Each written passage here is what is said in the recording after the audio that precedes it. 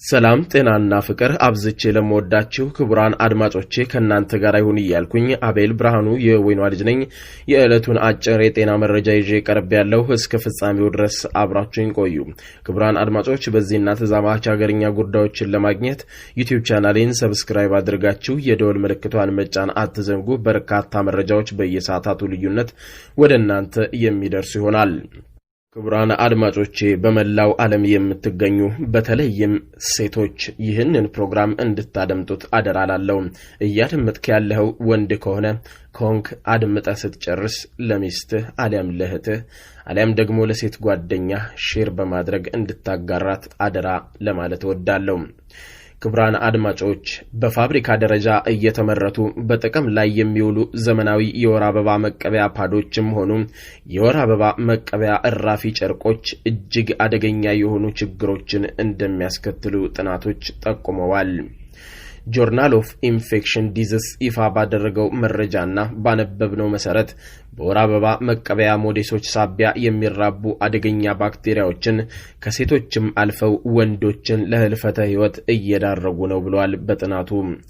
በወር አበባ ወቅት የሚፈስ ደም ውስጥ ግሉኮስን የመሰሉ ለባክቴሪያ መራባት እጅግ አስፈላጊና ምቹ የሆኑ ነገሮች ይገኛሉ ብለዋል።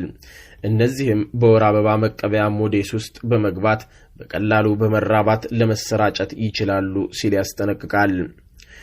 ስታፍሎክሰስ የተባሉ እጅግ አደገኛ ችግር ሊያስከትል ለሚችል በሽታ ምክንያት የሚሆኑት ባክቴሪያዎች ቶክሲክ ሾክ ሲንድሮም የተባለና እስከ ሞት ሊያደርስ የሚችል አደገኛ የፍትወት አካል ኢንፌክሽን ይፈጥራሉ ብለዋል። በአብዛኛው ችግሩ የሚከሰተው ረዘም ላለ ጊዜ ጥቅም ላይ በሚውሉ በወር አበባ ወቅት በሴቷ ብልት ላይ ረጅም ሰዓት በሚቆዩ ሞዴሶች ወይም ንጽህናቸውን በአግባቡ ባልተጠበቀና በተደጋጋሚ በጥቅም ላይ በሚውሉ የወር አበባ መቀበያ ጨርቆች አማካኝነት መሆኑን መረጃው አመላክቷል። ችግሩን ሌላ መጥፎ ጎን የሰጠው አንዱ ነገር ደግሞ ሌላው ጉዳይ ይህ በሞዴስ ሳቢያ የሚከሰተው አደገኛ በሽታ ከሴቶቹ አልፎ ለአጋሮቻቸው ለወንዶችም መትረፉ ነው። የችግሩ ሰለባ የሆነችው ሴት ጋር የግብረ ስጋ ግንኙነት የፈጸሙ ወንዶች በቶክሲክ ሾክ ሲንድሮም መጠቃታቸው አይቀሬ ነው።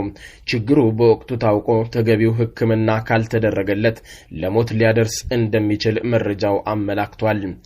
ስለዚህም ሴቶች የወር አበባ መቀበያ ሞዴሶች በሴት ሰውነት ላይ መቆየት የሚገባቸው ከ3 እስከ 4 ሰዓታት ብቻ መሆን ይገባዋል። መረጃው እንዲህ ሲል ያስጠነቅቃል። ደም በብዛት ቢፈስም ባይፈስም ከ3 እስከ 4 ሰዓት ባለው ውስጥ ግን አንድ ፓድ ሞዴስ መቀየር አለበት። ከዚህም ለበለጠ ጊዜ የሚቆይ ከሆነ ለባክቴሪያ መራቢያ ምቹ ሁኔታዎችን ስለሚፈጥር ይሄው ስታፍሎክሰስ ኦርግስ የተባለው ባክቴሪያ ይራባና ቶክሲክ ሾክ ሲንድሮም የተባለው አደገኛ በሽታ ሊያስከትል እንደሚችል ተናግሯል። ይህ አደገኛ በግብረ ስጋ ግንኙነት ሳቢያ ከአንዱ ወደ አንዱ የሚተላለፍ በሽታ ከመከሰቱ በፊት ከፍተኛ ጥንቃቄ ማድረግ እንደሚገባ ሴቶች በወር አበባ ወቅት የሚጠቀሙበትን ሞዴስ በንጽህና ሊጠቀሙበት እንደሚገባ ጆርናል ኦፍ ኢንፌክሽን ዲዚዝ አሳስቧል። ከላይ እንደነገርኳችሁ ከሆነ አደገኛ መሆኑን ተገንዝባችሁ የተጠቀሱትን ጥንቃቄ እንዲያደርጉ ስል አሳስባለሁ።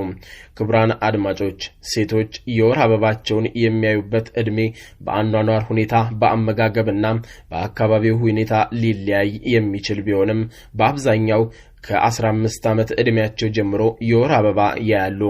ምቾት ባለበት አኗኗር ውስጥ የሚያድጉ ሴቶች ደግሞ ከዚህ እድሜ ቀደም ባለው የእድሜ ክልል ውስጥ ሊያዩ ይችላሉ ነው የሚለው መረጃው። ይህ ቀደም ባሉት ዓመታት የነበረው የወር አበባ ማያ የእድሜ ገደብ ዛሬ እየወረደ መጥቶ ታዳጊ ሴት ህፃናቱ በ9ና በ10 ዓመት እድሜያቸው ላይ የወር አበባ ማየታቸው የተለመደ ክስተት ሆኗል። ህፃናቱ የሰውነት እድገት ፈጣን ፈጣን እንደመሆኑ ሁሉ የውስጣዊ አካላዊ እድገትና ለውጥ እንደዚሁ ፈጣን ነው። እነዚህ ታዳጊ ህፃናት የወር አበባ ምንነትና ሂደቱን በሰውነታቸው ላይ ስለሚያስከትለው ተፈጥሯዊ ለውጥ ግንዛቤ ባላገኙበት እድሜያቸው ላይ ይህ ክስተት ሲያጋጥማቸው ለከፍተኛ ድንጋጤና የስነ ልቦና ጫና መዳረጋቸው አይቀርም። ችግሩ እንዳይከሰት ቤተሰብ በተለይም እናቶች ለሴት ታዳጊ ልጆቻቸው ስለ ወር አበባ ምንነትና ስለሚመጣበት ጊዜ ሊደረጉ ስለሚገባቸው ጥንቃቄዎች እንዲሁም በወር አበባ ወቅት የግል ንጽህናን በአግባቡ መጠበቅ እጅግ አስፈላጊ መሆኑን በጊዜ ማስተማር ልጆቻቸውን ማዘጋጀት እንደሚኖርባቸው የዘርፉ ባለሙያዎች ይናገራሉ። ልጆች ያላወቁትና ይከሰታል ብለው ያላሰቡት ነገር ሲያጋጥማቸው ከፍተኛ ድንጋጤና የስነ ልቦና ችግር እንደሚደርስባቸው ባለሙያዎች ይናገራሉ። ቀደም ባሉት ዘመናቶች እናቶች የወር አበባቸው በሚመጣበት ጊዜ ከነጠላና አሮጌ ቀሚስ ቅዳጅ እየቆረጡ በሚዘጋጇቸው ጨርቆች የወር አበባቸውን ይቀበላሉ፣ ንጽህናቸውንም ይጠብቃሉ። ጨርቆቹ እየታጠቡ ከአንድ ጊዜ በላይ የግል ንጽህና እንዲሰጡ ይደረግ ነበር ድሮ። አሁንም ቢሆን በሀገራችን በርካታ አካባቢዎች ጥቅም ላይ እየዋለ ያለው ይሄው ነው።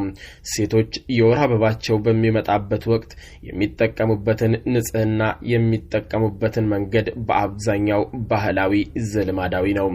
ስለዚህም ክቡራን አድማጮች ዛሬ ዘመናዊነቱ እየተስፋፋ ቴክኖሎጂው እያደገ ሲሄድ ለሴቶች የወር አበባ መቀበያ የሚያገለግሉና የሴቶችን ንጽህና የሚጠብቁ ሞዴሶች ተሰርተው ገበያ ላይ መዋል ሴቶችን በወር አበባ ወቅት የሚሰጣቸውን የህመም ያለመመቸት ስሜት በእጅጉ ከመቀነስ ባሻገር ንጽህናቸውን በአግባቡ ባልተጠበቁ ጨርቆች ሳቢያ የሚከሰቱ ችግሮችን ለማስቀረት አስችሏል። ክቡራን አድማጮች እናንት ሴት እህቶቼ በመጨረሻም አደራም ብለው በፋብሪካ ደረጃ እየተመረቱ ጥቅም ላይ የሚውሉ እነዚህ ሞዴስን ገዝታችሁ ስትጠቀሙ ለናንተም ሆነ ለአጋሮቻችሁ እጅግ የከፋ ነውና ሞዴሶቹን ከ3 እስከ 4 ሰዓት ባለው ጊዜ ብቻ እንድትጠቀሙ ከዛ ላቀላለ ጊዜ አትጠቀሙ። በአዲስ ሞዴስ በአዲስ ፓድ ቀይሩት። ስላደመጣችሁ አብዝቶ ደሳለኝ። ክቡራን አድማጮች ዘገባው እንደሚከተለው ነው አሰናድቼ ወደናንተ ያደረስኩት። ዘገባውን ያዘጋጀችው ባልደረባዬ ፌቨን አስራት ነች። ፌቨን አስራትን እጅግ ያመሰግንኩኝ። መረጃው እጅግ ጠቃሚ ነው ማለት ነው። ሴቶች እህቶቻችን በጣም ጥንቃቄ ልታደርጉ ይገባል በዚህ በሞዴሶች ሳቢያ ለሚመጡ ችግሮች ማለት ነው። ምክንያቱም እንዳልኳችሁ ዘገባው ላይ እንዳደመጣችሁት ከ3 እስከ 4 ሰዓት ብቻ ነው መቆየት ያለበት ከናንተ ጋር።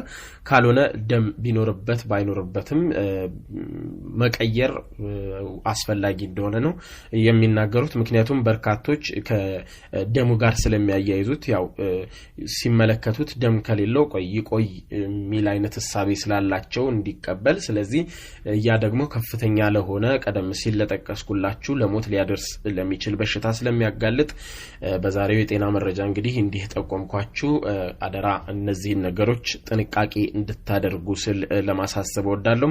ክቡራን አድማጮች በዚህ በጤና ክፍል ማንኛውም መረጃ እንዲደርሷችሁ ከፈለጉ የምትፈልጉትን መረጃ ጽፋችሁ ይሄንን አድርሱኝ እባካችሁ ማለት ትችላላችሁ። ከዚህ ቪዲዮ ዲስክሪፕሽን ላይ ባለው የፌስቡክ ገጽ ሊንክ በመግባት በዚህ ርዕሰ ጉዳይ መረጃ እንፈልጋለን፣ በዚህ ጉዳይ ስራለን፣ በዚህ ጉዳይ መረጃ ስጠን ልትሉኝ ትችላላችሁ። እንዲሁም ጣፋጭ ገጾች በየዕለቱ ለሚደመጠው ፕሮግራሚ ደግሞ ደብዳቤዎቻችሁን መላክ ትችላላችሁ። በነገራችን ላይ በዚህ አመት ማብቂያ ላይ የአመቱ ምርጥ ደብዳቤ ተብሎ ለሚነበበው ደብዳቤ የ5000 ብር ሽልማት ይኖረናል። ስለዚህ በደብዳቤዎቹ ተሳተፉ። ስላደመጣችሁ ደስ ብሎኛል። ከሰዓታት በኋላ በሌላ መረጃ እንገናኛለን።